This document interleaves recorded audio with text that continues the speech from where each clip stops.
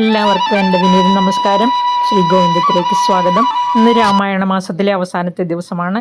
ഇന്നുകൂടി വായിച്ചാൽ രാമായണ മാസം പൂർത്തിയാവുകയാണ്. രാമകഥ എത്ര നാൾ കേട്ടാലും മതിയാവുകയില്ല.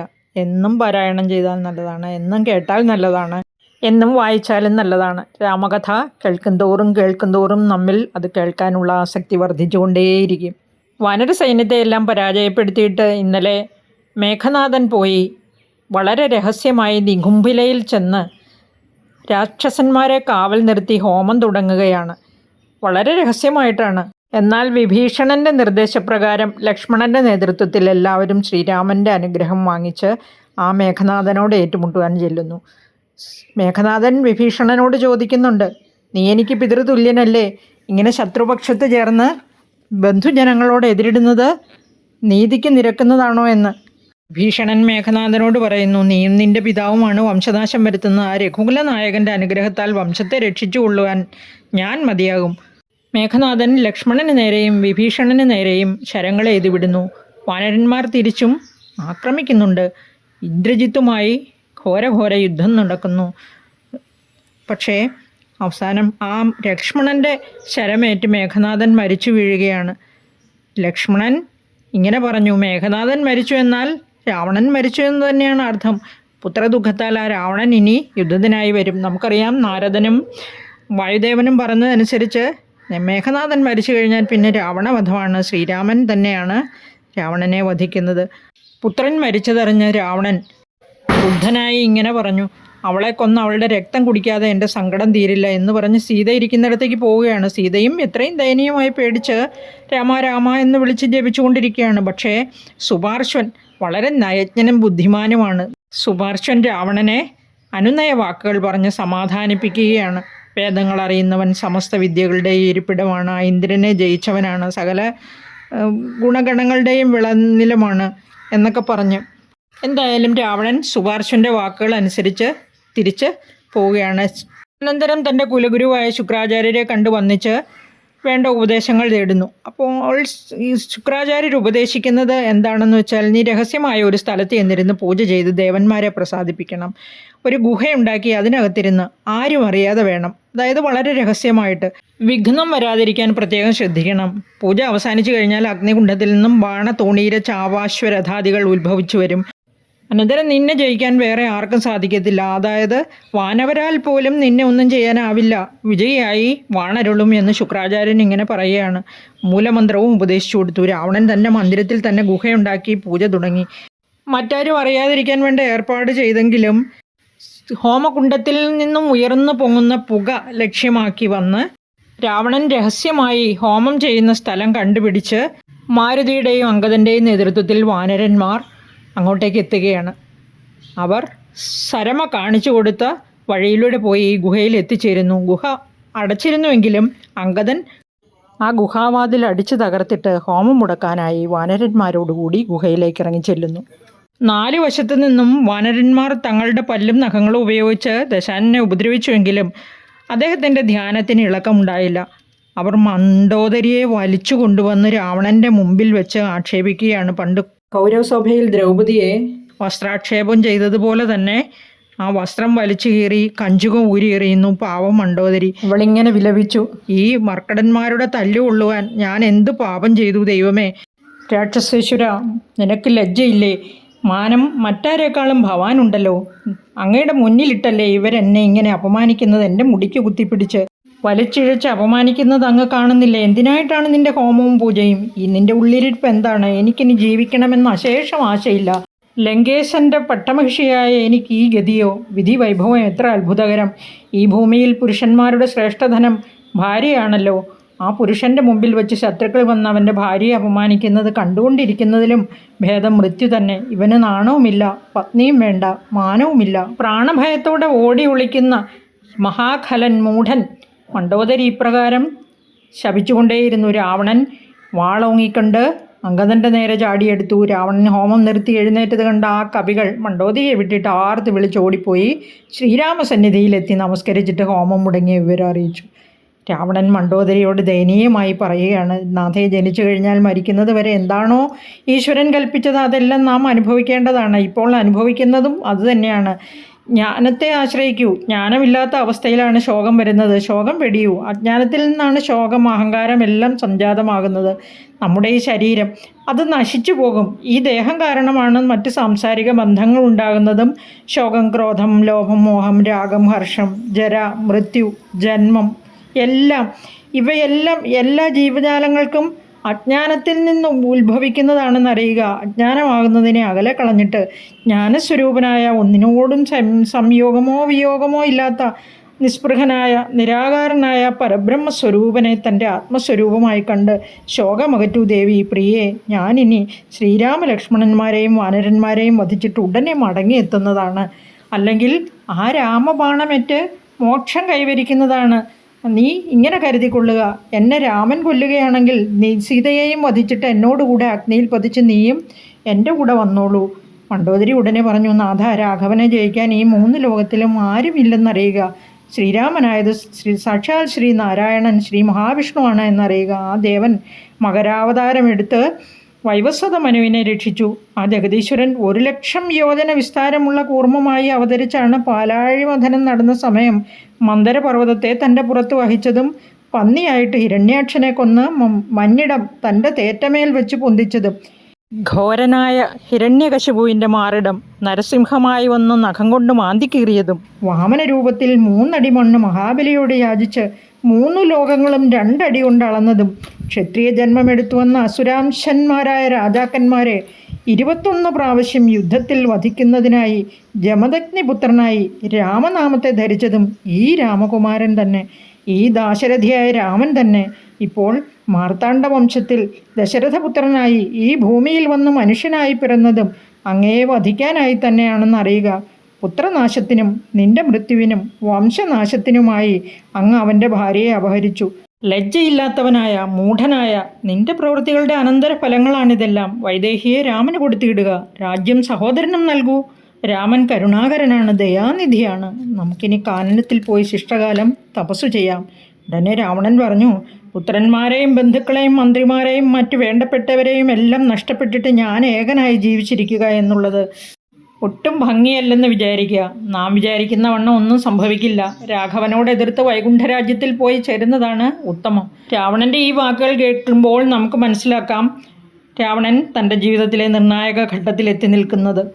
മണ്ഡോദരിയോട് തുടർന്ന് പറയുകയാണ്, നാം വിചാരിക്കുന്നത് പോലെ ഒന്നും സംഭവിക്കില്ല. എല്ലാം ഈശ്വര കൽപ്പിതമാണ്. നമുക്ക് പ്രാർത്ഥിക്കാം, വരാൻ പോകുന്ന ആപത്തുകളിൽ നിന്നും മോചനം നേടാനും ആപത്ത് ഘട്ടങ്ങളിൽ അവയെ അതിജീവിക്കാനും അവയുടെ കാഠിന്യം കുറയ്ക്കാനും പ്രാർത്ഥനകൾ ഫലപ്രദമാണെന്ന് നമുക്കും അറിയാം, അല്ലേ?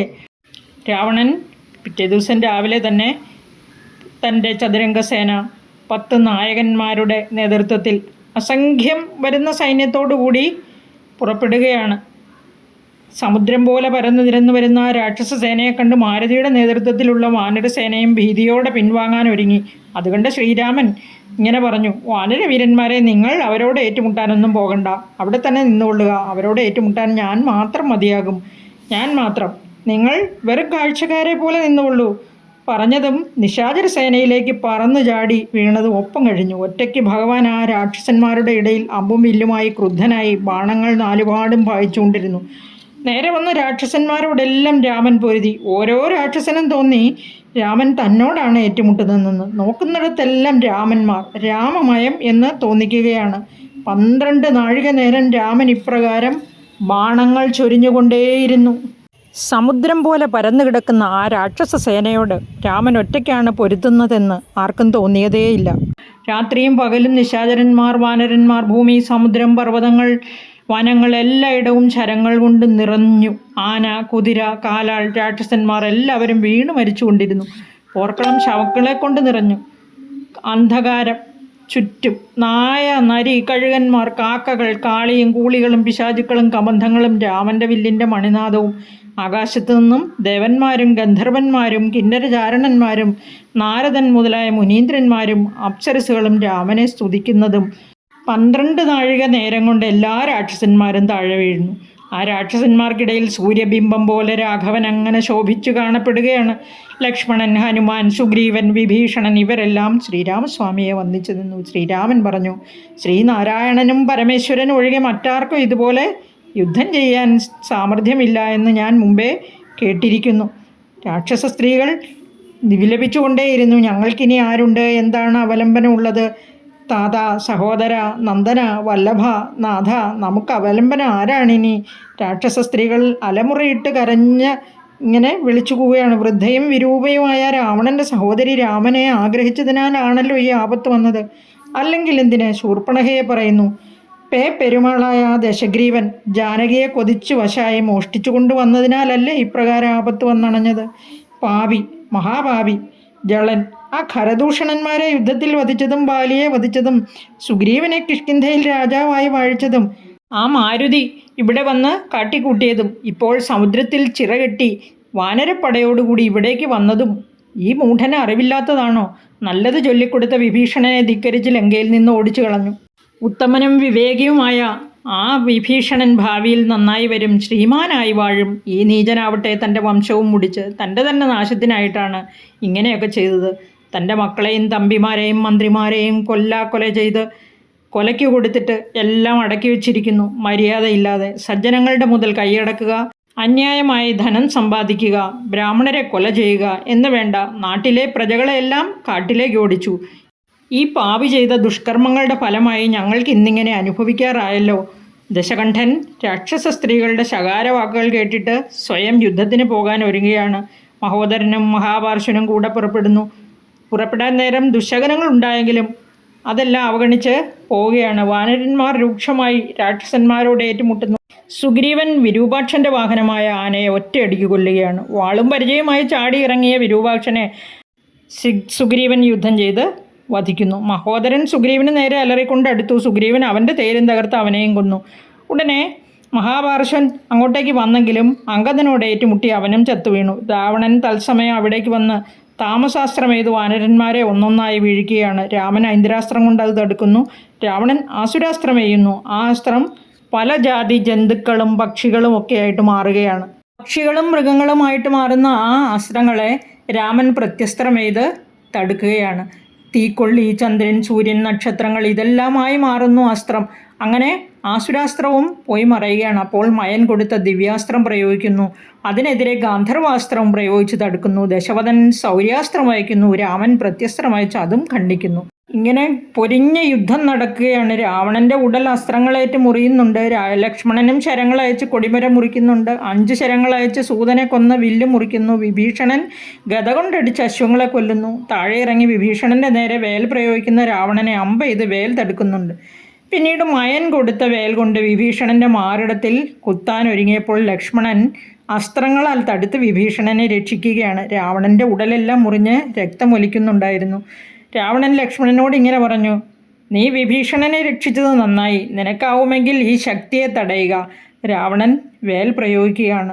ലക്ഷ്മണൻ്റെ മാറത്ത് ദിവ്യമായ വേൽ തറയ്ക്കുന്നു. ലക്ഷ്മണൻ ബോധമറ്റ് വീഴുന്നു. രാമനും അത് കണ്ട് വിഷണ്ണനായിരിക്കുകയാണ്. വാനരന്മാർ വേൽ പറിച്ചെടുക്കാൻ ശ്രമിച്ചെങ്കിലും നടന്നില്ല. പക്ഷേ ശ്രീരാമൻ വേൽ പറിച്ചെടുക്കുന്നു. പക്ഷേ ലക്ഷ്മണൻ അങ്ങനെ ബോധമറ്റ് കിടക്കുകയാണ്. ശുശ്രൂഷിക്കാൻ വനരന്മാരെ ഏൽപ്പിച്ചിട്ട് രാവണനോട് ഏറ്റുമുട്ടുകയാണ് ശ്രീരാമൻ. ഈ ഭൂമിക്ക് മുകളിൽ ഇനി രാമനും രാവണനും വേണ്ട, ആരെങ്കിലും ഒരാൾ മതി. ഇന്ന് ഞാൻ രാവണനെ കൊല്ലും, നിങ്ങൾ കണ്ടുകൊള്ളുവിൻ. ഇന്ന് ഞാൻ ആ രാവണനെ കൊന്ന സൂര്യചന്ദ്രന്മാരും സപ്തദ്വീപുകളും സപ്തസാഗരങ്ങളും സപ്തപർവ്വതങ്ങളും ആകാശവും ഭൂമിയും ഉള്ള നാൾ വരെ എൻ്റെ കീർത്തി നിലനിർത്തും. എല്ലാവരും എൻ്റെ ബാഹുബലം കണ്ടറിഞ്ഞുകൊള്ളൂ എന്ന് പറഞ്ഞ് പൂർവാധിക ശക്തിയോടെ ശ്രീരാമൻ രാവണനോട് ഏറ്റുമുട്ടുന്നു. രണ്ടുപേരും 2 സമുദ്രങ്ങൾ പോലെയും 2 പർവ്വതങ്ങൾ പോലെയും അങ്ങനെ തുല്യ ശക്തിയോടെ ഏറ്റുമുട്ടുകയാണ്. ശ്രീരാമന് ലക്ഷ്മണൻ കൂടെ ഇല്ലാത്തത് കൊണ്ട് അല്പം ആധിയില്ലാതില്ല. പക്ഷേ ആ മാരുതി പോയി വിശല്യകരണി എന്ന ഔഷധി കൊണ്ടുവന്ന് ലക്ഷ്മണനെ സുഖപ്പെടുത്തുന്നു. അങ്ങനെ വീണ്ടും ലക്ഷ്മണൻ യുദ്ധസന്നദ്ധനായി ശ്രീരാമൻ്റെ സമീപത്തേക്ക് എത്തുന്നു. അനുജ, നീ വീണുപോയപ്പോൾ എൻ്റെ ധൈര്യവും ചോർന്നുപോയി എന്ന് പറയുന്ന ശ്രീരാമനോട് ലക്ഷ്മണൻ പറഞ്ഞു: ജ്യേഷ്ഠൻ ഒന്ന് ഓർക്കണം, ആ താപസ ശ്രേഷ്ഠന്മാർക്ക് സത്യം ചെയ്തു കൊടുത്തത് അസത്യമാകരുത്. ത്രൈലോക്യ കണ്ടകനായ ഇവനെ കൊന്ന് ലോകത്തെ രക്ഷിക്കണം. അതിനി ഒട്ടും വൈകരുത്. ഇത് കേട്ടതും രാമൻ പെട്ടെന്ന് എഴുന്നേറ്റ് അതീവ ശൗര്യത്തോടെ രാവണനോട് ഏറ്റുമുട്ടുകയാണ്. രാവണൻ തൻ്റെ തേരിൽ കയറി വന്നപ്പോൾ രാമൻ ഭൂമിയിൽ നിന്നാണല്ലോ യുദ്ധം ചെയ്യുന്നത്. യുദ്ധം ഘോരഘോരം തുടർന്നുകൊണ്ടേയിരുന്നു. അല്പം ക്ഷീണം രാഘവനുണ്ടെന്ന് നാരദൻ പറഞ്ഞത് കേട്ടപ്പോൾ ഇന്ദ്രൻ തൻ്റെ സൂതനായ മാതലിയെ വിളിച്ച് തൻ്റെ തേര് രാമൻ്റെ അടുത്ത് എത്തിക്കാൻ ആജ്ഞാപിക്കുന്നു. മാതലിയാകട്ടെ ക്ഷണനേരം കൊണ്ട് ഭൂമിയിലെത്തി ശ്രീരാമ സമീപം ചെന്ന് നിന്നിട്ട് പറഞ്ഞു: പ്രഭോ, അങ്ങയെ സഹായിക്കാനായി ദേവേന്ദ്രൻ്റെ ആജ്ഞ അനുസരിച്ച് ഞാൻ വന്നിരിക്കുന്നു. തേരിലേക്ക് കയറിയാലും കാറ്റിൻ്റെ വേഗത്തിൽ ഞാൻ തേര് തെളിക്കുന്നുണ്ട്. ഇത് കേട്ട ശ്രീരാമൻ തേരിൽ കയറുന്നു. രാവണനെ തന്നോട് തുല്യനായി തേരിൽ കണ്ട രാവണൻ ആകാശത്തേക്കൊന്നും നോക്കി. ദേവേന്ദ്രൻ പ്രത്യേകിച്ചും അനുഗ്രഹിച്ചു വിട്ടിരിക്കുന്നതാണല്ലോ ഈ തേരും മാതലിയും ഒക്കെ. അപ്പോൾ തന്നോട് തുല്യനായി കണ്ട രാവണൻ ആകാശത്തേക്ക് നോക്കിയത് ദേവന്മാരിങ്ങനെ ശ്രീരാമനെ സഹായിച്ചത് കൊണ്ടാണ്. ദേവന്മാരുടെ, പ്രത്യേകിച്ച് ആ രാവണൻ്റെ ശത്രുവായ ഇന്ദ്രൻ്റെ സമ്മാനമാണെന്ന് രാവണന് മനസ്സിലായി. രൂക്ഷമായി രണ്ടുപേരും പൊരുതുകയാണ്. രാമൻ ഗന്ധർവാസ്ത്രം അയക്കുന്നു, രാവണൻ ആസുരാസ്ത്രം അയച്ച് തടുക്കുന്നു. രാവണൻ നാഗാസ്ത്രം അയക്കുമ്പോൾ രാമൻ ഗരുഡാസ്ത്രം അയച്ച് പ്രതിരോധിക്കുന്നു. രാവണൻ മാതലിയുടെ നേരെയും അസ്ത്രം അയച്ച് കൊടിമരവും മറ്റും മുറിച്ചു കളയുന്നുണ്ട്. കുതിരകൾക്ക് മുറിവേറ്റു, യുദ്ധം മുറുകി വന്നു. രാമൻ ക്ഷീണിതനായി കാണപ്പെടുകയാണ്. എല്ലാവരും ഇത് കണ്ട് ദുഃഖിക്കുന്നു. ഈ തക്കത്തിൽ രാമനെ കൊല്ലാമെന്ന് കരുതി രാവണൻ ശൂലം പ്രയോഗിക്കുകയാണ്. അമ്പുകൾ കൊണ്ട് തടുക്കാൻ പറ്റാതെ രാവണൻ്റെ തന്നെ ഒരു വേലെടുത്ത് രാമൻ ആ അസ്ത്രം തടുക്കുന്നു. ശൂലം 10 കഷ്ണമായി നുറുങ്ങി താഴെ വീണു. രാവണൻ്റെ കുതിരകളെ വാളുകൊണ്ട് വെട്ടി മുറിവേൽപ്പിക്കുന്നു. ഉടനെ സാരഥി തേര് പുറകോട്ടെടുത്ത് ഒഴിഞ്ഞു മാറി നിൽക്കുകയാണ്. ക്ഷീണം മാറിയപ്പോൾ രാവണൻ സൂതനോട് പറഞ്ഞു, എന്തിനാണ് നീ പിന്തിരിഞ്ഞത്? ഞാൻ അത്ര ദുർബലനാണെന്ന് നിനക്ക് തോന്നിയോ? ഞാൻ അങ്ങനെ ഓടി ഒളിക്കുന്നവനാണെന്ന് നിനക്ക് തോന്നിയോ? നീ എനിക്ക് സൂതനല്ല, മറിച്ച് ആ രാമന് വേണ്ടപ്പെട്ടവനാണോ എന്നാണ് എനിക്ക് സംശയം. ഉടനെ സാരഥി പറഞ്ഞു, പ്രഭോ, എനിക്ക് രാമനെ സ്നേഹമുണ്ടായിട്ടുമല്ല, എൻ്റെ സ്വാമിയോട് ദ്വേഷമുണ്ടായിട്ടുമല്ല.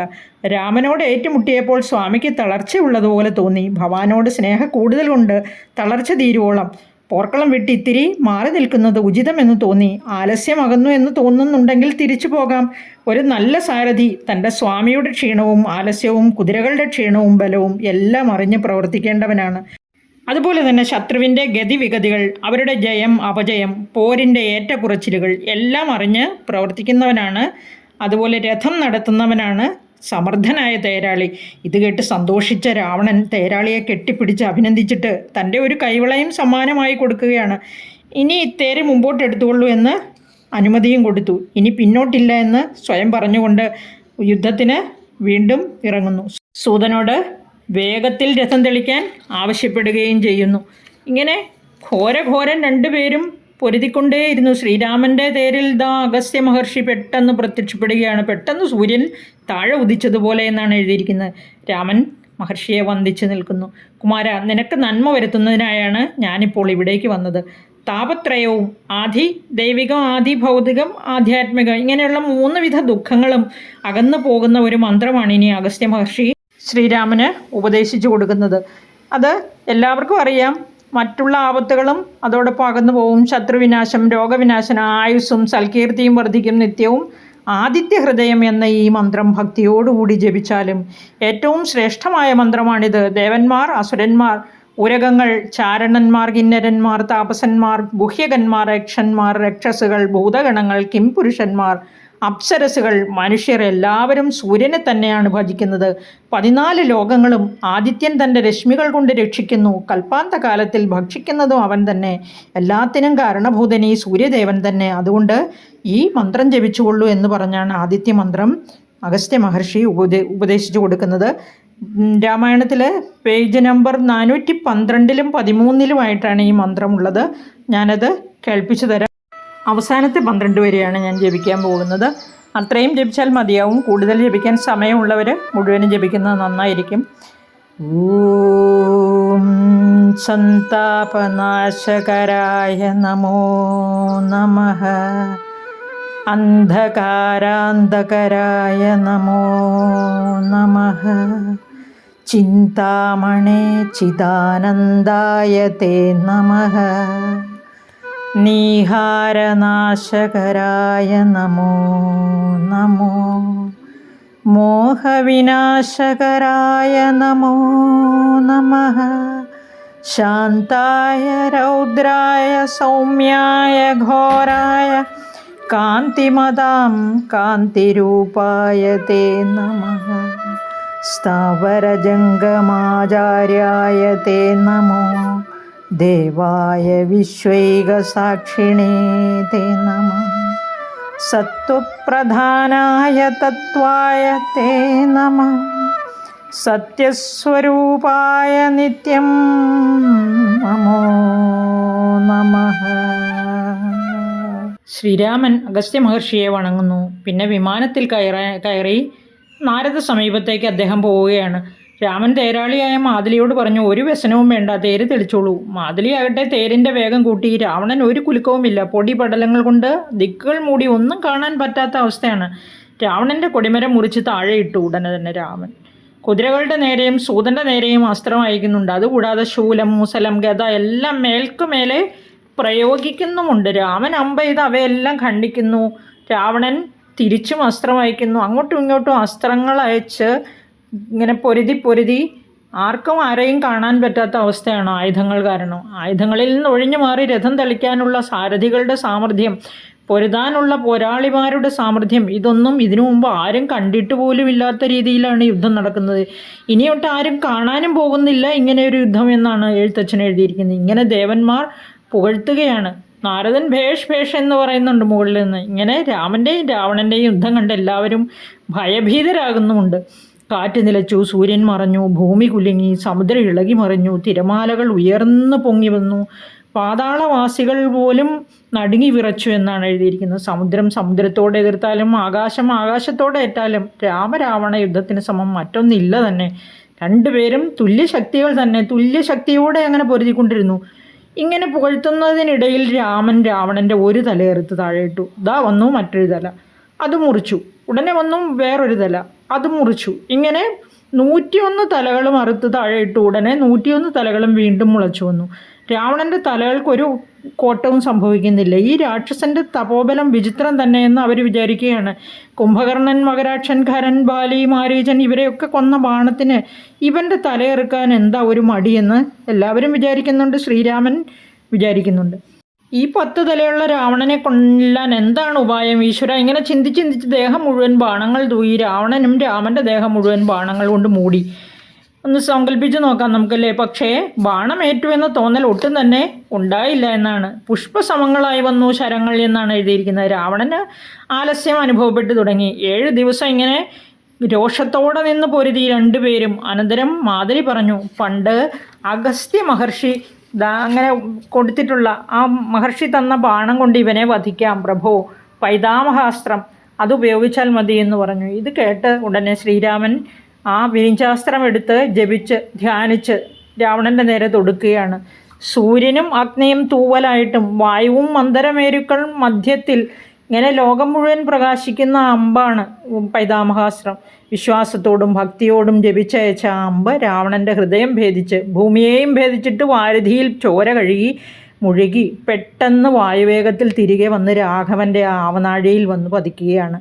എന്തൊരു വിസ്മയം! ഒരു പർവ്വതം വീഴുന്നത് പോലെ രാവണൻ തേരിൽ നിന്നും മറിഞ്ഞു വീണു. നമുക്ക് സങ്കല്പിക്കാം, ശ്രീരാമ ആ നിയോഗം സംഭവിച്ചു കഴിഞ്ഞോടെ അല്ലേ, നിയോഗം നിർവഹിക്കപ്പെട്ട് കഴിഞ്ഞു, രാവണൻ മരിച്ചു വീണു. ആ സന്ദർഭം ഒന്ന് ആലോചിച്ച് നോക്കൂ. വിണ്ണിൽ നിന്നും വാനവർ വർദ്ധിച്ച സന്തോഷത്തോടെ പുഷ്പവൃഷ്ടി നടത്തി. സൂര്യദേവൻ പൂർവാധികം ശോഭയോടെ നേരെ ഉദിച്ചു. രാവണനെ പേടിച്ച് സൂര്യദേവൻ നേരെ ഉദിക്കാറില്ലായിരുന്നു എന്നാണ് പറയുന്നത്. ബ്രഹ്മാവ് തുടങ്ങിയ എല്ലാ ദേവന്മാരും സന്തോഷത്താൽ മതിമറന്ന് ആനന്ദനൃത്തമാടുകയാണ്. കാറ്റ് മന്ദമായി വീശി തുടങ്ങി. താപസന്മാർ ജയ ജയ ശ്രീരാമ എന്ന് വിളിച്ച് ഘോഷിച്ചു. ശേഷിച്ച രാക്ഷസന്മാർ ഓടി ഒളിച്ച് വിലപിച്ചു തുടങ്ങി. സുഗ്രീവൻ, മാരുതി, നീലൻ, അങ്കദൻ മുതലായ വാനരവീരന്മാരും ആർത്ത് വിളിച്ച് ശ്രീരാമനെ പുകഴ്ത്തുകയാണ്. ജ്യേഷ്ഠൻ വീണത് കണ്ട് വിഭീഷണൻ പെട്ടെന്ന് അടുത്ത് ചെന്നിരുന്ന് വിലപിക്കാൻ തുടങ്ങി. ഇതെല്ലാം വിധിയാണല്ലോ, ഇതെല്ലാം ഞാൻ ആദ്യമേ പറഞ്ഞതല്ലായിരുന്നോ ജ്യേഷ്ഠ? മഹാശയനായ അങ്ങ് ഈ മണ്ണിൽ ഇങ്ങനെ കിടക്കുന്നത് കാണേണ്ടി വന്നല്ലോ. ഇതെല്ലാം എൻ്റെ കണ്ണിന് കാണായി വന്നതും ദൈവഹിതം തന്നെയായിരിക്കും. വിധിയെ തടുക്കാൻ ആരാലും സാധിക്കുകയില്ലല്ലോ. കരയുന്ന വിഭീഷണനോട് ശ്രീരാമൻ പറഞ്ഞു, എന്നോട് അഭിമുഖമായി നേർക്കുനേർ പൊരുതി മരിച്ച വീരശൂര പരാക്രമിയാണിവൻ. ഇവനെ ഓർത്ത് ഇങ്ങനെ വിലപിക്കുന്നത് ഒട്ടും ഉചിതമല്ല സുഹൃത്തെ. വീരന്മാരായുള്ള രാജാക്കന്മാർക്ക് ഇങ്ങനെ പോരിൽ മരിക്കുന്നതാണ് ധർമ്മം എന്നറിയുക. അതാണ് അവർക്ക് ശ്രേയസ്സും. ഇങ്ങനെ വീരസ്വർഗം പ്രാപിക്കുക എന്നത് വളരെ കുറച്ച് സുഹൃതികൾക്ക് മാത്രം സിദ്ധിക്കുന്ന ഭാഗ്യമാണെന്നറിയുക. ഇതോടെ ഇവൻ്റെ പാപങ്ങളും തീർന്നിരിക്കുന്നു. വൈകാതെ ശേഷക്രിയകൾക്കുള്ള ഏർപ്പാടുകൾ ചെയ്താലും. അപ്പോഴേക്കും മണ്ടോദരി അലമുറയിട്ട് ഓടി വന്നു. രാവണൻ്റെ മാറിലേക്ക് ബോധം കെട്ടു വീണു. ഉണർന്ന് വീണ്ടും വിലപിക്കുകയാണ്. ഇത് കണ്ട് മറ്റു വാനര സ്ത്രീകളും കരയുന്നു. ശ്രീരാമൻ ഉടനെ വിഭീഷണനോട് പറഞ്ഞു, അഗ്നി ജ്വലിപ്പിച്ച് സംസ്കാര കർമ്മങ്ങൾ ചെയ്താലും. വിഭീഷണൻ പറഞ്ഞു, ഇവനോളം പാപിയായ ഒരുവനും ഭൂമിയിലില്ല. അതിനാൽ ഇവൻ്റെ ഉടൽ ഞാൻ സംസ്കരിക്കുകയില്ല. രാമൻ ഉടനെ വിഭീഷണനോട് വീണ്ടും പറയുകയാണ്, എൻ്റെ കൈകൊണ്ട് മരിച്ചപ്പോഴേ ഇവൻ്റെ പാപങ്ങളെല്ലാം ക്ഷമിച്ചു. വൈരം മരണം വരെ പോരെ, ഇനി എന്തിനു വൈരം? അവന് സദ്ഗതിക്കായി ശേഷക്രിയകൾ വഴിയാൻ വണ്ണം ചെയ്യുക. അതുകൊണ്ട് നിനക്ക് പുണ്യമല്ലാതെ ഒരു ദോഷവും ഉണ്ടാവില്ല. ചന്ദനം കൊണ്ട് ചിത കൂട്ടി രാവണൻ്റെ ദേഹം നന്നായി അലങ്കരിച്ചൊരുക്കി ദിവ്യമായ വസ്ത്രാഭരണങ്ങളൊക്കെ ധരിപ്പിച്ച് അണിയിച്ചൊരുക്കി വാദ്യഘോഷങ്ങളോടെ അങ്ങനെ അഗ്നിഹോത്രിയെ സംസ്കരിക്കും പോലെ ദഹിപ്പിച്ചു. ശേഷം ഉദകക്രിയകളും ചെയ്യുകയാണ്. രാക്ഷസ സ്ത്രീകളെല്ലാവരും ശ്രീരാമ തൃപ്പാദങ്ങളിൽ അഭയം പ്രാപിക്കുന്നു. മാതലിയും ശ്രീരാമനെ വണങ്ങി ദേവലോകത്തേക്ക് മടങ്ങുന്നു. അവിടെ കണ്ടു നിന്നവരും അവരവരുടെ ഗ്രഹങ്ങളിലേക്ക് മടങ്ങിപ്പോവുകയാണ്. ലക്ഷ്മണനോട് ശ്രീരാമൻ വിഭീഷണനെ ലങ്കാപുരിയുടെ രാജാവായി അഭിഷേകം ചെയ്യാൻ കൽപ്പിക്കുന്നു. ഇത് കേട്ട് ശേഷിച്ച നിശാചരന്മാർ, വാനരശ്രേഷ്ഠന്മാർ എന്നിവരോടുകൂടി സപ്തസമുദ്രങ്ങളിൽ നിന്നും ശേഖരിച്ച തീർത്ഥജലം നിറച്ച സ്വർണ്ണ കലശങ്ങൾ, മുനിമാർ, താപസശ്രേഷ്ഠന്മാർ, വാദ്യഘോഷങ്ങൾ എല്ലാവിധ സംഭാരങ്ങളോടെയും ആർത്തി വിളിച്ച് അഭിഷേകം നടത്തുന്നു. ഭൂമിയും സൂര്യചന്ദ്രന്മാരും രാമകഥയുമുള്ള അന്നുവരെ ലങ്കേശനായി വാഴുക എന്ന് ആ വിഭീഷണനെ അനുഗ്രഹിക്കുകയാണ്. വിഭീഷണനായി പലവിധ വസ്തുക്കൾ കാഴ്ചദ്രവ്യമായി സമർപ്പിക്കുന്നുണ്ട്. ഇവയെല്ലാം എടുപ്പിച്ച് ശ്രീരാമപാദങ്ങളിൽ സമർപ്പിക്കുകയാണ്. ആ വിഭീഷണൻ കൊണ്ടുവന്നതെല്ലാം സന്തോഷത്തോടെ തന്നെ ശ്രീരാമൻ സ്വീകരിക്കുന്നു. കൃതകൃത്യനായനഹം എന്ന് പ്രസാദിച്ചരുളുകയാണ്. അടുത്തു നിന്ന് സുഗ്രീവനെ ആലിംഗനം ചെയ്തിട്ട് വിചാരിച്ചതെല്ലാം നടന്നു. സുഹൃത്തെ, നിന്റെ സഹായത്താൽ ഞാൻ രാവണനെ വധിച്ചു. ലങ്കേശ്വരനായി വിഭീഷണനെ അഭിഷേകവും ചെയ്തു. ഇനി അടുത്തതായിട്ട് സീതയെ സ്വീകരിക്കണമല്ലോ. അങ്ങനെ ശ്രീരാമൻ ഹനുമാനോട് ലങ്കയിൽ ചെന്ന് വിഭീഷണൻ്റെ അനുമതിയോടെ ജാനകിയെ കണ്ട് രാവണനെ വധിച്ചത് മുതൽ എല്ലാ വൃത്താന്തങ്ങളും അറിയിക്കാൻ ഏർപ്പാട് ചെയ്യുകയാണ്. അത് കേൾക്കുമ്പോൾ ദേവിക്കുണ്ടാകുന്ന ആ എക്സ്പ്രഷൻ, ഭാവഭേദങ്ങളെല്ലാം മറുപടിയുമൊക്കെ എങ്ങനെയാണെന്ന് അറിയിക്കുകയും വേണം എന്ന് പറഞ്ഞാണ് ഹനുമാനെ അയക്കുന്നത്. തൽക്ഷണം ഹനുമാൻ ലങ്കയിലേക്ക് ചാടി വിഭീഷണൻ്റെ സന്നിധിയിലെത്തി മാരുതി കാര്യം അറിയിക്കുന്നു. മാരുതിയെ വിഭീഷണൻ സൽക്കരിച്ച് ആദരിക്കുന്നു. പിന്നീട് ജാനകിയെ ചെന്ന് കണ്ട് നമസ്കരിച്ച് വിവരങ്ങളൊക്കെ അറിയിക്കുകയാണ്. ഹനുമാന്റെ മുഖപ്രസാദം കണ്ടപ്പോഴേ ജാനകിക്ക് സന്തോഷമായി. ലക്ഷ്മണനോടും വിഭീഷണനോടും സുഗ്രീവനോടും വാനരന്മാരോടും കൂടി രാക്ഷസ രാജാവായ രാവണനെ കൊന്ന് ദുഃഖമെല്ലാം അകന്ന് സന്തോഷത്തോടെ ഇരിക്കുന്നു എന്ന് ഭവതിയോട് അറിയിക്കാൻ പറഞ്ഞയച്ചു. ഇത് കേട്ട മൈഥിലിയുടെ സന്തോഷം നമുക്ക് ഊഹിക്കാം അല്ലേ? പക്ഷേ സീതാദേവി ഗദ്ഗദത്തോടെ പറയുകയാണ്, മർക്കടശ്രേഷ്ഠ, ഞാൻ എന്താണ് പറയേണ്ടത്? എൻ്റെ പ്രാണനാഥനെ കാണാൻ ഇനി എത്ര നാൾ കൂടി ഞാൻ ഇങ്ങനെ കാത്തിരിക്കേണ്ടി വരും? എത്രയും വേഗം അതിനുള്ള ഭാഗ്യം എനിക്കുണ്ടാകുവാൻ വേണ്ടത് ചെയ്താലും എനിക്ക് ഇനിയും ഇങ്ങനെ കാത്തിരിക്കാനാവതില്ല. ഹനുമാൻ ഈ വാക്കുകൾ ശ്രീരാമനോട് വന്ന് പറയുകയാണ്. രാമൻ വിഭീഷണനോട് പറഞ്ഞു, ജാനകി ദേവിയെ ചെന്ന് കണ്ട് സ്നാനം കഴിപ്പിച്ച് ദിവ്യ വസ്ത്രാഭരണങ്ങളാൽ അലങ്കരിച്ച് പല്ലക്കിൽ എത്രയും വേഗം എൻ്റെ മുമ്പിൽ കൊണ്ടുവരിക. വിഭീഷണൻ മാരുതിയോടുകൂടി ജാനകി ഇരിക്കുന്ന ആരാമത്തിൽ പ്രവേശിച്ചിട്ട് വൃദ്ധകളായ സ്ത്രീകളെ കൊണ്ട് ദേവിയെ അണിയിച്ചൊരുക്കി പല്ലക്കിൽ ചുമന്ന് ശ്രീരാമൻ പറഞ്ഞതുപോലെ തന്നെ ശ്രീരാമസവിധത്തിൽ എത്തിക്കുകയാണ്.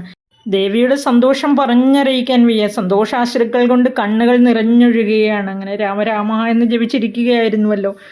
ഈ സീതാദേവിയെ കാണാനായിട്ട് 4 പാടത്തു നിന്നും വാനരന്മാരും രാക്ഷസന്മാരും എല്ലാം ഇങ്ങനെ തിക്കി മുന്നോട്ടെടുത്തു. രാക്ഷസന്മാരാകട്ടെ അടുത്ത് നിന്നവർ അവരെ എല്ലാം ദൂരേക്ക് ആട്ടി ഓടിച്ചു. ഉടനെ ശ്രീരാമൻ പറഞ്ഞു, വിഭീഷണ, ഈ വാനരന്മാരെയും രാക്ഷസന്മാരെയും ആട്ടി ഓടിക്കാൻ ഞാൻ പറഞ്ഞു, എല്ലാവരും പോയി ആ സീതാമാതാവിനെ കാണട്ടെ, അവരെ അനുവദിക്കൂ എന്ന്. എല്ലാവരും അതിൻ പ്രകാരം ദേവിയെ അടുത്ത് ചെന്ന് കണ്ട് വന്ദിക്കുന്നു. സീതാദേവിയാകട്ടെ ഇങ്ങനെ പറഞ്ഞു ലക്ഷ്മണനോട്, എൻ്റെ ഭർത്താവിനും മറ്റു മാലോകർക്കും വിശ്വാസം വരുന്നതിലേക്കായി അഗ്നിയെ ജ്വലിപ്പിച്ച് പരിശുദ്ധി തെളിയിക്കുന്നതിന് ഞാൻ ആഗ്രഹിക്കുന്നു. അഗ്നിയെ ജ്വലിപ്പിച്ചാലും. ലക്ഷ്മണൻ ശ്രീരാമൻ്റെ മുഖത്തേക്ക് നോക്കിയപ്പോൾ സൗമ്യഭാവം കണ്ട് സംഭ്രമത്തോടുകൂടി വാനരന്മാരോട് അഗ്നിയെ ജ്വലിപ്പിക്കാൻ ആവശ്യപ്പെടുന്നു. സീതാദേവിയാകട്ടെ ശ്രീരാമൻ്റെ സമീപം പോയി നിന്ന് 3 പ്രാവശ്യം ഭർത്താവിനെ നോക്കി കൈകൂപ്പി വലം വെച്ചിട്ട് തിരികെ വന്ന് അഗ്നിയെ പ്രദക്ഷിണം ചെയ്ത് ഇങ്ങനെ പറയുന്നു, എൻ്റെ ഭർത്താവിനെ അല്ലാതെ മറ്റൊരു അന്യപുരുഷനെ മനസ്സിൽ ഞാൻ നിരൂപിച്ചുവെങ്കിൽ സകലത്തിനും സാക്ഷിയായ നീ പരമാർത്ഥം അറിയിക്കണേ എന്ന് ഇങ്ങനെ പറഞ്ഞ് പ്രാർത്ഥിച്ച് 3 പ്രാവശ്യം അഗ്നിയെ വലം വെച്ച് അല്പം പോലും ഭയമില്ലാതെ അഗ്നിയിലേക്ക് ചാടുന്നു. എല്ലാവരും ഇങ്ങനെ അത്ഭുത പരതന്ത്രരായി നിന്ന് പോയി. ലോകം തന്നെ നിശ്ചലമായി. ആ സമയത്ത് ശ്രീരാമചന്ദ്രൻ്റെ ചുറ്റും ഇന്ദ്രനും കാലനും പാശിയും വായുവും വൃന്ദാരകാധിപന്മാരും കുബേരനും മന്ദാകിനീധരൻ താനും വിരിഞ്ചനും സുന്ദരിമാരാകും അപ്സര സ്ത്രീകളും ഗന്ധർവ കിന്നര കിംപുരുഷന്മാരും ദന്തശൂകന്മാർ പിതൃക്കൾ മുനികളും ചാരണ ഗുഹ്യക സിദ്ധ സാധ്യന്മാരും നാരദ തുമ്പുരു മുഖ്യജനങ്ങളും ചുറ്റും നിറഞ്ഞിതു രാമൻ തിരുവടി നിന്നരുളും പ്രദേശത്തിങ്കൽ അന്നേരം. എല്ലാവരെയും രാമൻ വന്ദിക്കുകയാണ്. എല്ലാവരും ശ്രീരാമനെ സ്തുതിക്കുന്നു. അതിനുശേഷം ബ്രഹ്മാവ് ശ്രീരാമനെ സ്തുതിക്കുന്നു. അഗ്നിദേവൻ സീതാദേവിയെ കാഴ്ചദ്രവ്യം പോലെ കൊണ്ടുവന്ന് ശ്രീരാമചന്ദ്രന് സമർപ്പിക്കുകയാണ്. രാവണനെ വധിക്കുന്നതിനായി ആ വിപിനത്തിൽ വെച്ച് എന്നെ ഏൽപ്പിച്ച വൈദേഹിയെ ഇതാ പരിഗ്രഹിച്ചാലും എന്ന് പറഞ്ഞ് രാമനെ ഏൽപ്പിക്കുന്നു. ഇപ്പോൾ 3 ലോകത്തിലും സങ്കടം തീർന്നുവല്ലോ. അഗ്നിദേവനെ നമസ്കരിച്ച് ആ ദേവിയെ സ്വീകരിച്ച് ഭഗവാൻ സ്വന്തം മടിയിലേക്ക് ഇരുത്തുകയാണ്. ഇത് കണ്ട് ദേവേന്ദ്രൻ സ്തുതിക്കുകയാണ് ഭഗവാനെ. ഈ ദേവേന്ദ്രൻ്റെ സ്തുതിയും വളരെ പ്രധാനപ്പെട്ടതാണ്. ഇങ്ങനെ സ്തുതിച്ച ദേവേന്ദ്രനോട് ഭഗവാൻ ഇങ്ങനെയാണ് പറഞ്ഞത്: അതായത് യുദ്ധത്തിൽ മരിച്ച വാനരവീരന്മാരെ ജീവിപ്പിക്കണം.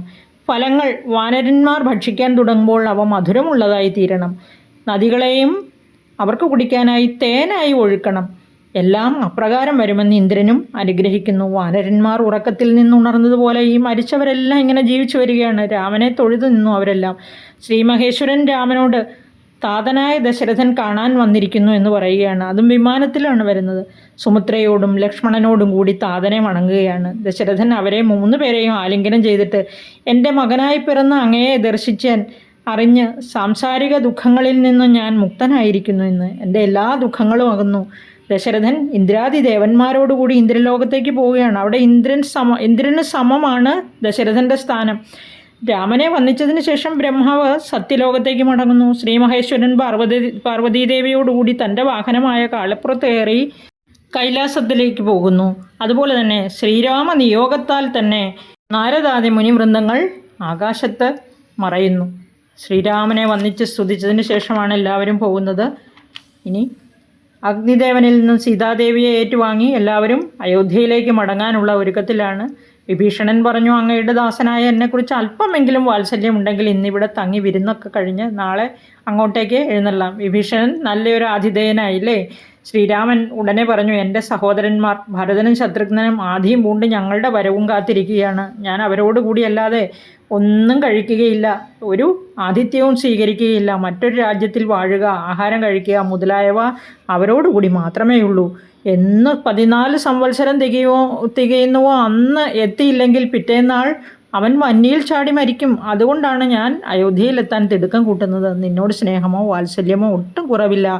ഒരു കാര്യം ചെയ്യുക, എൻ്റെ ഈ മർക്കട വീരരെ ഒക്കെ സൽക്കരിച്ചിടുക. അവരെ തൃപ്തിപ്പെടുത്തിയാൽ എന്നെ തൃപ്തിപ്പെടുത്തിയതിന് തുല്യമാണെന്ന് കരുതുക. അവരെ കനിവോടെ പൂജിച്ചാൽ എന്നെ പൂജിച്ച ഫലം കൈവരും. ഈ ഒരു സന്ദേശമാണ് നമുക്ക് ആഞ്ജനേയനെ പൂജിക്കുമ്പോൾ കിട്ടുന്നത്. ആഞ്ജനേയ സ്വാമിയെ തൃപ്തിപ്പെടുത്തിയാൽ ശ്രീരാമസ്വാമിയെ തൃപ്തിപ്പെടുത്തിയതിന് തുല്യമാണെന്ന് മനസ്സിലാക്കുക. വിഭീഷണനാണല്ലോ ഇപ്പോൾ ലങ്കാപുരി ഭരിക്കുന്നത്. വിഭീഷണൻ ഉടനെ തന്നെ പുഷ്പക വിമാനം വരുത്താനും പിറ്റേന്ന് രാവിലെ തന്നെ എല്ലാവർക്കും അയോധ്യയിലേക്ക് മടങ്ങാനുമുള്ള ഏർപ്പാടുകൾ ചെയ്യുകയാണ്. ശ്രീരാമൻ വിഭീഷണനോടും സുഗ്രീവൻ തുടങ്ങിയ വാനരന്മാരോടും ഇങ്ങനെ പറഞ്ഞു. വളരെ ആദരവോടുകൂടി പറയുകയാണ്, സുഹൃത്തെ, നിങ്ങളുടെ സഹായത്താൽ എല്ലാ കാര്യങ്ങളും വളരെ നന്നായി ഇങ്ങനെ സാധ്യമായി. നിങ്ങൾക്കാർക്കും ശത്രുക്കളിൽ നിന്ന് ഒരുവിധ ഉപദ്രവവും ഇനിമേൽ ഉണ്ടാവില്ല. സുഗ്രീവ, സുഹൃത്തെ, കിഷ്കിന്ധയിൽ ചെന്ന് സസുഖം വാഴുക. രാക്ഷസേശ്വര, വിഭീഷണ, നീയും ബന്ധുക്കളോടുകൂടി സൂര്യചന്ദ്രന്മാരുള്ള അത്രയും കാലം ലങ്കയിൽ വാഴുക. ഇങ്ങനെ പറഞ്ഞ് ശ്രീരാമനെ അവർ വന്ദിക്കുന്നു. ഞങ്ങളും അങ്ങയുടെ കൂടെ അയോധ്യയിലേക്ക് വരാൻ അനുവദിക്കണമെന്ന് അവർ അനുവാദം ചോദിക്കുമ്പോൾ വരാൻ അനുവദിക്കുകയാണ്. അവിടെ വന്ന് മാതാക്കളെയും കണ്ട് ആശീർവാദവും വാങ്ങി അഭിഷേകവും കണ്ടതിന് ശേഷം അവരവർക്കുള്ള ഇടങ്ങളിൽ വാഴുവാൻ സമ്മതിച്ചാലേ ഞങ്ങൾക്ക് വ്യസനം തീരൂ എന്നും കൂടി അവർ പറയുന്നുണ്ട്. ശ്രീരാമൻ അങ്ങനെ തന്നെയെന്ന് അവരെ അനുവദിക്കുന്നു. ശ്രീരാമൻ്റെ ആജ്ഞ അനുസരിച്ച് പുഷ്പകം ഹംസത്തെപ്പോലെ ആകാശത്തേക്ക് ഉയർന്നു പറക്കുകയാണ്. രാമൻ വിഭീഷണനോടും സുഗ്രീവനോടും സീതാദേവിയോടും ലക്ഷ്മണനോടും കൂടെ പുഷ്പക വിമാനത്തിൽ അങ്ങനെ ആകാശത്ത് ശോഭിച്ച് നിൽക്കുകയാണ്. ശ്രീരാമചന്ദ്രസ്വാമി സൂര്യബിംബം പോലെ ശോഭിച്ചു എന്നാണ് എഴുത്തച്ഛൻ എഴുതിയിരിക്കുന്നത്. വിമാനത്തിൽ നിന്നും 4 വാർഡും നോക്കിയിട്ട് ദൂരെ ത്രികൂടാചലത്തിൻ്റെ മുകളിൽ ആ വിശ്വമോഹനമായ ലങ്കാപുരി സ്ഥിതി ചെയ്യുന്ന സ്ഥലം സീതാദേവിയെ കാണിച്ചു കൊടുക്കുന്നു. ആ സ്ഥലം മാത്രമല്ല, യുദ്ധം നടന്ന സ്ഥലം, ഓരോരുത്തരെയും വധിച്ച സ്ഥലം, അങ്ങനെ എല്ലാ സ്ഥലങ്ങളും സീതാദേവിയെ ചൂണ്ടിക്കാണിച്ചു കൊടുക്കുകയാണ്. അവിടെയാണ് വാനരന്മാരും രാക്ഷസന്മാരും തമ്മിൽ രൂക്ഷമായ യുദ്ധം നടന്നത്. അവിടെയാണ് രാവണൻ മരിച്ചു കിടന്നത്. നീ കാരണമാണ് ഇതെല്ലാം സംഭവിച്ചത്. അതുമല്ല പ്രിയേ, കുംഭകർണനും മകരാക്ഷനും മരിച്ചതും എൻ്റെ അസ്ത്രമേറ്റ് തന്നെയാണ്. ഇങ്ങനെ ഓരോരോ കാര്യങ്ങൾ പോകുന്ന വഴിയിൽ ശ്രീരാമൻ വർണ്ണിച്ചു കൊടുക്കുകയാണ്. രാമേശ്വരത്തിന് മുകളിലെത്തിയപ്പോൾ പറഞ്ഞു, ഈ സേതുബന്ധം പുണ്യതീർത്ഥമായി മാറും, 3 ലോകങ്ങളാലും പൂജിക്കപ്പെടും. ഇവിടം പഞ്ചപാതകനാശനമാകുന്നു. ഒരു മാത്ര കണ്ടാൽ പോലും എല്ലാ ദുരിതങ്ങളിൽ നിന്നും മോചനം സിദ്ധിക്കും. അതിനപ്പുറം നോക്കൂ, അതാണ് രാമേശ്വരം. ആ ഗംഗാധരനെ വണങ്ങൂ പ്രിയേ. എന്നാൽ പ്രതിഷ്ഠിക്കപ്പെട്ടതാണ്. ആ പന്നകഭൂഷണനെ നമസ്കരിക്കൂ. അവിടെ വന്നാണ് വിഭീഷണൻ എന്നെ ശരണം പ്രാപിച്ചത്. അങ്ങ് മുന്നോട്ട് നോക്കൂ, അതാണ് വാനരരാജൻ സുഗ്രീവൻ്റെ കിഷ്കിന്ധാ നഗരം. ഭർത്താവിൻ്റെ വാക്കുകൾ കേട്ടിട്ട് സീതാദേവി പറഞ്ഞു, കേൾക്കൂ, നമുക്ക് താഴെ ഇറങ്ങി താരയെയും മറ്റുള്ള വാനരസുന്ദരിമാരെയും കണ്ട് അവരെയും കൂട്ടിക്കൊണ്ടു പോയിടാം. അവർക്കും അയോധ്യാപുരിവാസികൾക്കും വളരെ സന്തോഷമുണ്ടാകും. ഈ വാനരവീരന്മാരും അനേകം നാളുകളായി അവരുടെ പ്രിയ പത്നിമാരെ പിരിഞ്ഞിരിക്കുകയാണല്ലോ, അവർക്കും സന്തോഷമാകും. ഭർതൃവിയോഗ ദുഃഖം എൻ്റെ അത്ര അനുഭവിച്ചിട്ടുള്ളവർ ഈ 3 ലോകത്തിലും വേറെ ആരിയ്ക്കുന്നു?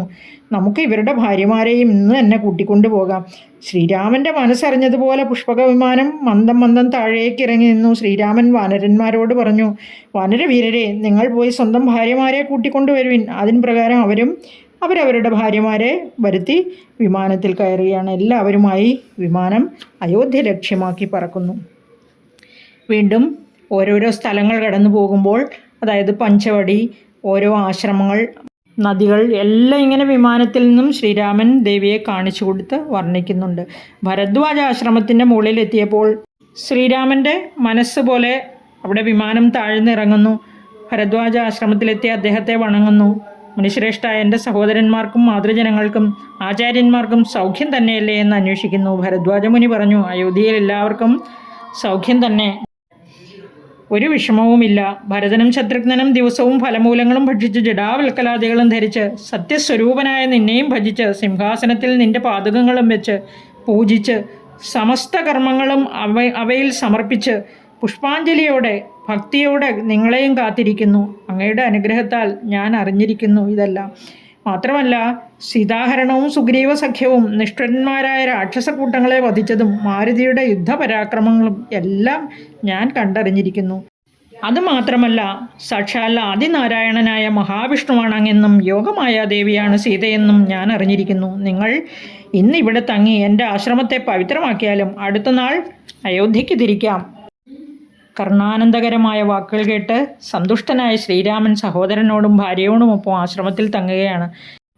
മാത്രമല്ല, പോകുന്ന വഴിയിൽ ഗുഹനെയും കണ്ട് വിവരങ്ങൾ അറിയിക്കണമെന്ന് പറയുന്നു. മാരുതി മനുഷ്യരൂപത്തിൽ ചെന്നിട്ട് ഗുഹനെ കാണുന്നു. ആദ്യം ശ്രീരാമ വൃത്താന്തങ്ങളെല്ലാം അറിയിക്കുന്നു. പിന്നീട് അയോധ്യയിലെത്തി ഭരതനെയും കാണുന്നു. ഭരതൻ്റെ ശ്രീരാമഭക്തി, അതുപോലെ തന്നെ ആ നിഷ്ഠ, ഇതെല്ലാം കണ്ടിട്ട്, അതായത് ഫലമൂലങ്ങൾ കഴിച്ച് ജടാവൽക്കലം ധരിച്ച് രത്നസിംഹാസനത്തിൽ ശ്രീരാമപാദുകങ്ങൾ വെച്ച് ശ്രീരാമനെ ഭക്തിയോടെ ധ്യാനിച്ച് ആ ശ്രീരാമനാമം ജപിച്ച് രാത്രിയും പകലും ശത്രുഘ്നനോട് ഒപ്പം കഴിയുന്ന ഭരതനെ കണ്ടിട്ട് ഈ ഭരതനേക്കാൾ ശ്രീരാമഭക്തിയുള്ളവർ ഈ ഭൂലോകത്ത് മറ്റാരും കാണില്ലെന്ന് വിചാരിച്ച് വിനീതനായി പറയുകയാണ്. ജ്യേഷ്ഠനായ ശ്രീരാമചന്ദ്രസ്വാമിയെ നിമിഷങ്ങൾക്കകം മുമ്പിൽ കാണാവുന്നതാണ്. ലക്ഷ്മണനോടും സീതാദേവിയോടും വിഭീഷണനോടും സുഗ്രീവനോടും മറ്റുള്ള വാനരവീരന്മാരോടും അവരുടെ ഭാര്യമാരോടും കൂടി പുഷ്പക വിമാനത്തിൽ അല്പസമയത്തിനകം ഇവിടെ വന്നിറങ്ങുന്നതാണ്. ദേവകളാൽ അഭിവന്ദിതനായ ആ ശ്രീരാമദേവനെ വന്ദിച്ച് ശോകമെല്ലാം അകലെ കളഞ്ഞ് ഇനിയുള്ള കാലം താമസിക്കാം. ഇത് കേട്ടതും ഭരതകുമാരൻ ആനന്ദമൂർച്ഛയിലായി. പിന്നീട് എഴുന്നേറ്റ് ഗാഠമായി ആലിംഗനം ചെയ്യുകയാണ് മാരുതിയെ. സന്തോഷം കൊണ്ട് ഭരതൻ്റെ കണ്ണുകൾ രണ്ടും നിറഞ്ഞു. കാണാൻ പാടില്ല ഒന്നും. അങ്ങനെ ആ വാനരവീരനെ കെട്ടിപ്പിടിച്ച് മൂർധാവിൽ ഗാഠഗാഠം ചുംബിക്കുന്നു.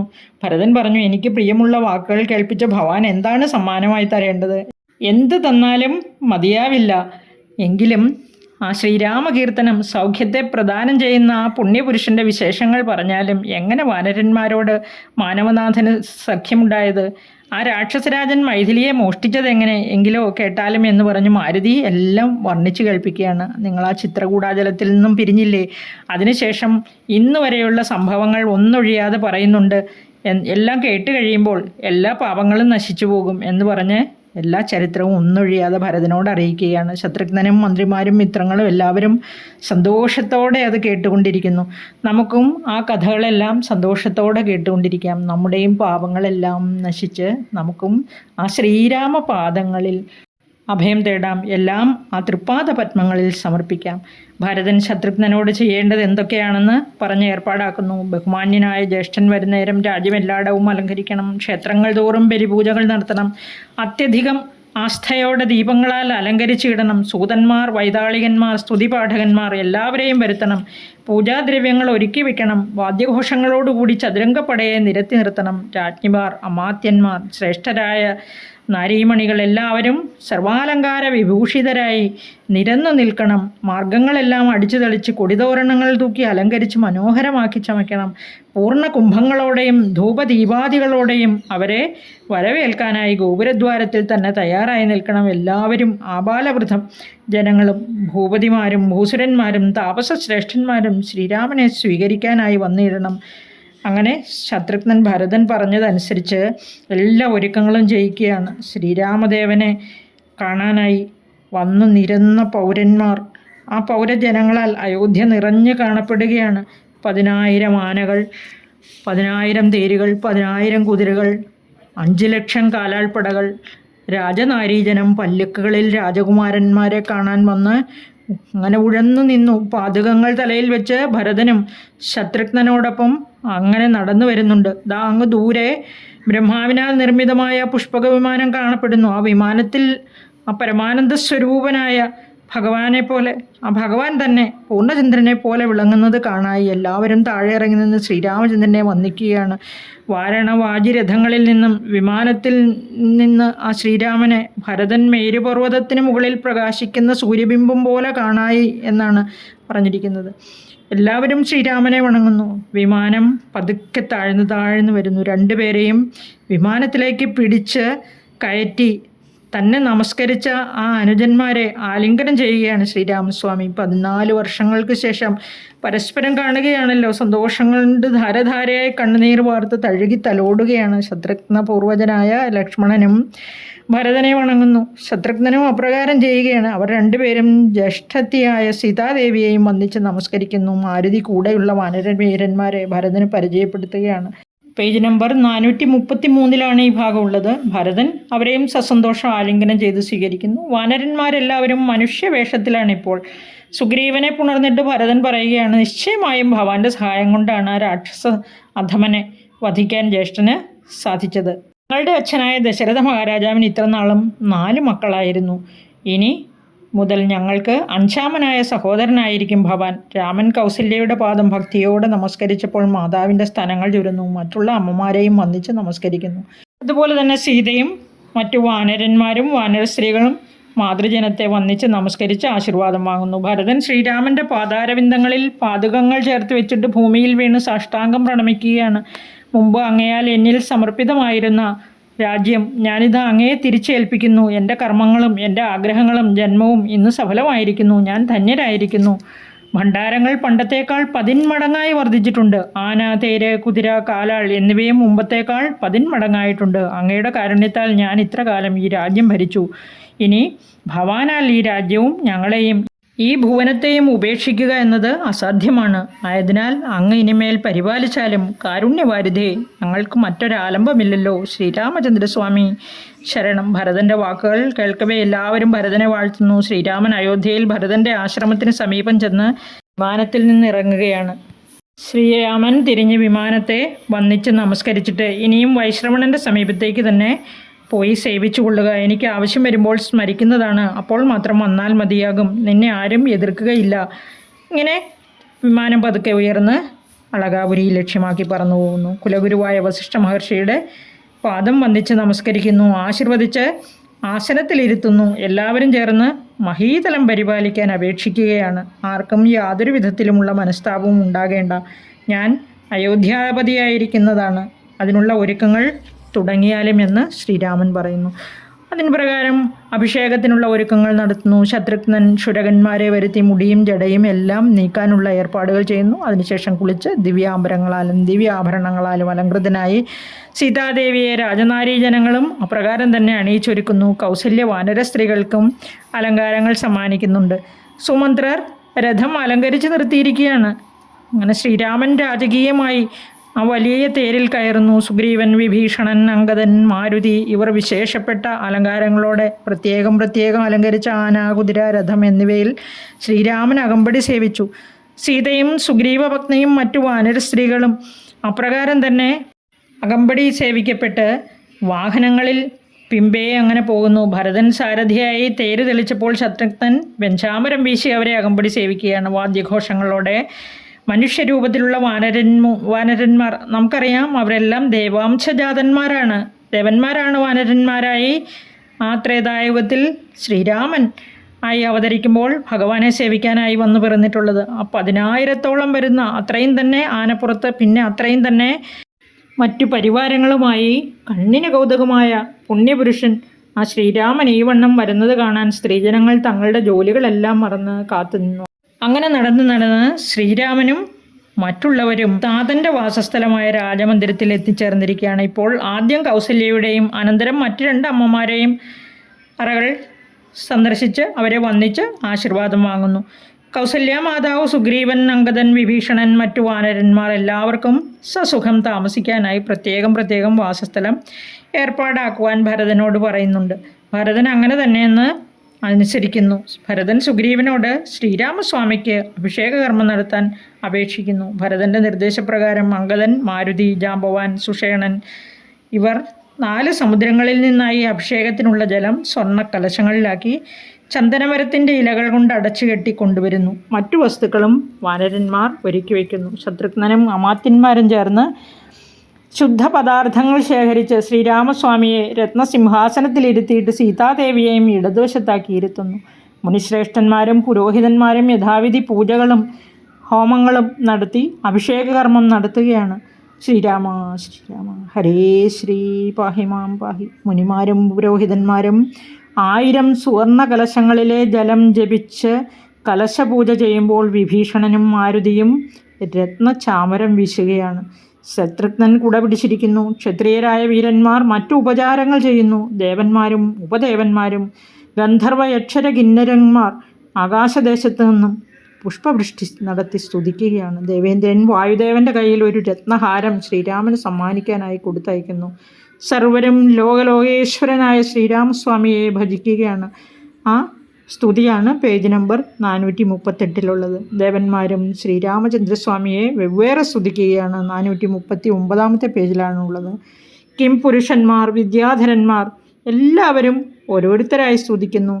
വിദ്വജ്ജനങ്ങൾക്കുമുള്ളിൽ തിരിയാതെ തത്വാത്മനെ പരമാത്മനെ തേ നമായി പ്രകാരം എല്ലാവരും സ്തുതിച്ചു വന്ദിച്ചതിന് ശേഷം താപത്രയവും അകന്ന് സന്തുഷ്ടയായി വസിക്കുകയാണ് എല്ലാവരും. ത്രൈലോക്യവാസികൾ ആ ഭഗവത് പദാംബുജങ്ങൾ ഭാവനയാ ധ്യാനിച്ച് സേവിച്ചു വരുന്നു. ധ്യാനിക്കുന്നവർക്ക് അഭീഷ്ടവരപ്രദായകനായ പരബ്രഹ്മമൂർത്തിയെ കണ്ട് ആനന്ദത്തോടിരിക്കുകയാണ് എല്ലാവരും. ശ്രീരാമചന്ദ്രൻ ഇപ്പോൾ അയോധ്യയിലെ രാജാവാണ്. ഇനി അവിടെ ഉണ്ടായ മാറ്റങ്ങളാണ് അടുത്തതായി പറയുന്നത്. ഭൂമി സസ്യസമ്പൂർണമായി വന്നു. ഭഗവാൻ സാക്ഷാൽ ശ്രീരാമചന്ദ്രൻ, ശ്രീ മഹാവിഷ്ണുവാണല്ലോ അവരെ ഇപ്പോൾ നയിക്കുന്നത്. എല്ലാം നന്നായി തഴച്ചു വളരാൻ തുടങ്ങി. ഗ്രഹങ്ങളിലെല്ലാം എന്നും ഉത്സവ അന്തരീക്ഷമാണ്. വൃക്ഷങ്ങളെല്ലാം സ്വാദും മധുരവുമുള്ള ഫലങ്ങളാൽ നിറഞ്ഞു നിൽക്കുന്നു. ചെടികളിലെല്ലാം സുഗന്ധമുള്ള പൂക്കളേയുള്ളൂ. ദുർഗന്ധമുള്ളവയെല്ലാം സുഗന്ധമുള്ളവയായി മാറിക്കഴിഞ്ഞിരിക്കുന്നു. കുതിരകൾക്കും പശുക്കൾക്കും പുറമെ 30 കോടി ഭാരം സ്വർണവും ബ്രാഹ്മണർക്കായി ശ്രീരാമചന്ദ്രസ്വാമി ദാനമായി കൊടുത്തു. വസ്ത്രങ്ങൾ, മാലകൾ, മറ്റ് ആഭരണങ്ങൾ എന്നിവയെല്ലാം വാനരശ്രേഷ്ഠന്മാർക്കും അവരുടെ പത്നിമാർക്കുമായി ദാനം ചെയ്തു. സുഗ്രീവന് അനുപമമായ വളരെയധികം മൂല്യമുള്ള ഒരു രത്നഹാരമായിരുന്നു നൽകിയത്. അപ്രകാരം തന്നെ ഒന്ന് അംഗദനും നൽകുന്നു. സീതാദേവിക്കും വിലമതിക്കാനാകാത്ത ഒരു ഹാരം നൽകുന്നുണ്ട്. ലോകത്രയവും മേരുപർവ്വതവും കൊടുത്താലും അതിൻ്റെ വിലയാവില്ല എന്നാണ് ഇവിടെ പറഞ്ഞിരിക്കുന്നത്. സീതാദേവി ആ ഹാരം കഴുത്തിൽ നിന്ന് ഊരി കയ്യിൽ പിടിച്ചു നോക്കുമ്പോൾ അതിൽ ശ്രീരാമചന്ദ്രൻ്റെ മുഖം, പിന്നെ മാരുതിയുടെ മുഖം, പിന്നെ മധ്യത്തിൽ മാലയിലെ മണികളും. ശ്രീരാമൻ പറയുകയാണ്, ഇവിടെയുള്ളവരിൽ ആരെയാണോ ദേവിക്ക് ഏറെ ഇഷ്ടം അവന് സമ്മാനിച്ചോളൂ എന്ന്. ദേവി ഹനുമാനെ അടുത്ത് വിളിച്ച് ആ മാല സമ്മാനിക്കുകയാണ്. മാലയോടുകൂടി ആ പരമാനന്ദത്തോടെ നിന്ന മാരുതിയോട് വീണ്ടും വേണ്ടതായ വരത്തെ ചോദിക്കാൻ ആവശ്യപ്പെട്ടപ്പോൾ മാരുതി പറഞ്ഞു, സ്വാമിൻ പ്രഭോ, നിൻതിരുവടിയുടെ നാമവും ചരിത്രവും ഉള്ള നാൾ വരെ ഭൂമിയിൽ വാഴാൻ അനുഗ്രഹിക്കണമേ. രാവും പകലും രാമനാമം കേൾക്കുമാറാകണം. രാമനാമജപത്തിലും ശ്രവണത്തിലും സ്മരണത്തിലും എനിക്ക് ഒരിക്കലും തൃപ്തി ഉണ്ടാകയില്ല പ്രഭു. സ്വാമി അനുഗ്രഹിക്കുന്നു. ജാനകീദേവിയും മാരുതിയെ അനുഗ്രഹിക്കുന്നു. മാരുതി ആനന്ദ ബാഷ്പം തൂക്കിക്കൊണ്ട് വീണ്ടും വീണ്ടും വീണ് നമസ്കരിച്ചിട്ട് ശ്രീരാമ പാദാംബുജങ്ങൾ ധ്യാനിച്ച് തപസ്സിനായി ഹിമാലയത്തിലേക്ക് പോവുകയാണ്. ശ്രീരാമ പാദാംബുജം മാത്രമാണ് ഹനുമാന് ശരണം. അനന്തരം ഗുഹനെ വിളിച്ച്, മിത്രമേ, ഭവാൻ ശൃംഗിപേരത്തിലേക്ക് പുറപ്പെട്ടാലും എൻ്റെ കഥകളും സ്മരിച്ച് സകല സുഖങ്ങളോടും വാഴുക, എന്നിൽ സൗഖ്യമടയുക. ദിവ്യാംബരങ്ങളും ആഭരണങ്ങളുമെല്ലാം നൽകി ഗുഹനെയും യാത്രയാക്കുന്നു. മിത്രത്തെ പിരിഞ്ഞ് ദുഃഖത്തോടെ ശൃംഗിപേരത്തേക്ക് പോയി സുഖമായി വാഴുകയാണ് ഗുഹൻ. അതുപോലെ തന്നെ സുഗ്രീവൻ, അംഗദൻ, സുഷേണൻ, മറ്റു വാനരന്മാർ എല്ലാവർക്കും അമൂല്യങ്ങളായ സമ്മാനങ്ങൾ നൽകി യാത്രയയക്കുന്നു. സീതയുടെ പിതാവായ ജനകനും വിശേഷപ്പെട്ട സമ്മാനങ്ങൾ സീതാദേവിയെ കൊണ്ട് കൊടുപ്പിക്കുന്നുണ്ട്. വിദേഹ രാജ്യത്തേക്ക് അദ്ദേഹത്തെയും മടക്കി അയക്കുന്നു. ഇപ്രകാരം എല്ലാവരെയും സമ്മാനങ്ങൾ നൽകി അയച്ചിട്ട് വിഭീഷണനോടുള്ള യാത്ര പറയൽ അത്യന്തം ഹൃദയസ്പർശിയായിരുന്നു. മിത്രമായി, നീ തുണച്ചതുകൊണ്ടാണ് എല്ലാം സാധ്യമായത്. ആചന്ദ്രതാരകം ലങ്കയിൽ വാഴുക, എന്നെ മറന്നു പോകാതെ സ്മരിച്ചുകൊണ്ടിരിക്കുക, എന്നും വിഷ്ണുവിനെ പൂജിച്ച് വിഷ്ണു പരായണനായി വാഴുക, മുക്തനായി വാഴുക. അനവധി ഉപഹാരങ്ങളോടെ യാത്ര അയച്ചപ്പോൾ പിന്നെയും പിന്നെയും ആലിംഗനം ചെയ്ത് കണ്ണുനീർ വാർത്തുകൊണ്ട് ഗദ്ഗദത്തോടെയാണ് വിഭീഷണൻ വിട പറയുന്നത്. അനന്തരം ലങ്കയിൽ ചെന്ന് സുഖമായി വാഴുന്നു. സീതാദേവിയോടുകൂടി സകലവിധ രാജകീയ സുഖങ്ങളോടെയും അശ്വമേധയാഗം നടത്തി കീർത്തി വർദ്ധിപ്പിച്ച് പ്രജകൾക്കെല്ലാം സൗഖ്യം ഉറപ്പുവരുത്തി പരിപാലിച്ചു വന്നു ആ ശ്രീരാമചന്ദ്രൻ അയോധ്യയിൽ. പ്രജകൾക്കിടയിൽ സ്ത്രീകൾക്ക് വൈധവ്യ ദുഃഖമില്ല, ആർക്കും വ്യാധികളൊന്നും തന്നെയില്ല, കള്ളന്മാരില്ല, ബാലമരണങ്ങളില്ല. വേണ്ടതായ സമയത്ത് മഴ പെയ്യുന്നു. എല്ലാവരും അവരവരുടെ കർമ്മങ്ങളിൽ വ്യാപൃതരായിരിക്കുന്നു. ഒന്നിനും ഒരു കുറവുമില്ല ഒരിടത്തും. എല്ലാവരും നല്ലത് മാത്രമേ ചിന്തിക്കുന്നുള്ളൂ. പരതാരങ്ങളെ, അതായത് പരസ്ത്രീകളെയോ പരദ്രവ്യത്തെയോ ആരും ആഗ്രഹിക്കാറില്ല. എല്ലാവരും ഇന്ദ്രിയ നിഗ്രഹം നേടിയവരായിരുന്നു. പരസ്പരം ആരും ആരെയും നിന്ദിക്കാറില്ല. പിതാവ് സ്വന്തം പുത്രന്മാരെ എന്ന പോലെ ശ്രീരാമസ്വാമി തൻ്റെ പ്രജകളെ പരിപാലിച്ചു പോന്നു. ആ സാകേത നിവാസികൾക്ക് ഇതിൽ പരം എന്തു സുഖമാണ് വേണ്ടത്? എല്ലാവരും സ്വാമിയോടുകൂടി വൈകുണ്ഠത്തിൽ വസിക്കും പോലെ വസിച്ചു. സ്വാമിയോടൊപ്പം ജഗദീശ്വര ശ്രീരാമ പാഹിമാം പാഹിമാം. ത്രൈലോക്യനാഥ. ഇനി രാമായണത്തിൻ്റെ ഫലശ്രുതിയാണ്. അത്യുത്തമോത്തമം മൃത്യുഞ്ജയം എന്ന് പറയപ്പെടുകയാണ്. അധ്യയനം ചെയ്യുന്നവർക്ക് മുക്തി സിദ്ധിക്കും. പരസ്പരം മൈത്രി ഉണ്ടാകുമെന്ന് മാത്രമല്ല, ശത്രുനാശകരവുമാണ്. ആരോഗ്യവും ആയുസ്സും വർദ്ധിക്കുന്നു. സൗഖ്യത്തെ പ്രദാനം ചെയ്യുന്നു. സകലാഭീഷ്ടങ്ങളും സാധിക്കുന്നു. ഭക്തിയോടെ പഠിച്ചാലും പറഞ്ഞാലും സകല പാപങ്ങളിൽ നിന്നും മുക്തരാകും. ധനം ആഗ്രഹിക്കുന്നവന് ധനം, പുത്രനെ ആഗ്രഹിച്ചാൽ സത്പുത്രൻ, സർവരാലും ബഹുമാനിക്കപ്പെടും. വിദ്യാർത്ഥികൾ മഹാപണ്ഡിതന്മാരായി ഭവിക്കും. അന്ധ്യയായ സ്ത്രീ ഭക്തിയോടെ ശ്രീരാമനെ സ്മരിച്ച് രാമായണം പഠിച്ചാൽ സൽസന്തതി ഉണ്ടാകും നിശ്ചയം. ആപത്തുകളിൽ നിന്നും മോചനം. ദുഃഖിതനായവൻ സുഖിമാനായി തീരും. ഭീതിയുള്ളവൻ നിർഭയനായി വരും. രോഗിയായവർ രോഗമുക്തരായി ഭവിക്കും. ദുർഭൂതങ്ങളിൽ നിന്നുള്ള പേടി ഉണ്ടാവില്ല. ദേവന്മാരും പിതൃക്കളും പ്രസാദിക്കും. ഒരു വിധത്തിലുമുള്ള കൽമഷവും നമ്മെ സ്പർശിക്കില്ല. മാത്രമല്ല, പുരുഷാർത്ഥപ്രാപ്തിയും സിദ്ധിക്കും. ഈ അധ്യാത്മരാമായണം ശ്രീപരമേശ്വരൻ അദ്രിസുതയായ ശ്രീ പാർവതീദേവിക്ക് ആദരപൂർവ്വം ഉപദേശിച്ചതാണ്. ദിവസവും ഭക്തിപൂർവ്വം പഠിക്കലും കേൾക്കലും ശ്രവിക്കലും സ്മരിക്കലും സകലാഭീഷ്ടങ്ങളും സിദ്ധിക്കുമെന്നിങ്ങനെ പറഞ്ഞ് കിളിപ്പൈതലും ഭക്തിയോടെ പറഞ്ഞു നിർത്തി. കേട്ട മാലോകരും സന്തുഷ്ടരായി തീർന്നു. ഇത്യധ്യാത്മരാമായണേ ഉമാമഹേശ്വര സംവാദേ യുദ്ധകാണ്ഡം സമാപ്തം. ഓം ശ്രീരാമചന്ദ്രായ നമഃ. നമസ്തേ നമസ്തേ ജഗന്നാഥ വിഷ്ണു. നമസ്തേ നമസ്തേ ഗദാചക്രപാണേ. നമസ്തേ നമസ്തേ പ്രപന്നാർത്തിഹാരിൻ. സമസ്താപരാധം ക്ഷമസ്വാഖിലേശ. ഭക്തിയോടെ ക്ഷമയോടെ ഈ കഥ കേട്ട എല്ലാവർക്കും നന്ദി, നമസ്കാരം. ഇത്രയും നിങ്ങളിലേക്ക് എത്തിക്കാൻ കഴിഞ്ഞ, അതിനെന്നെ അനുവദിച്ച ആ ശ്രീരാമചന്ദ്രസ്വാമിക്ക് നന്ദി, നമസ്കാരം. ഭഗവാന്റെ കൃപ എല്ലാവരിലും എപ്പോഴും ഉണ്ടാകട്ടെ. ഭഗവാൻ ശ്രീരാമചന്ദ്രസ്വാമി അനുഗ്രഹിക്കട്ടെ. ഓം സീതാലക്ഷ്മണ ഭരത ശത്രുഘ്ന ഹനുമത്സമേത ശ്രീരാമചന്ദ്രസ്വാമിനേ നമഃ.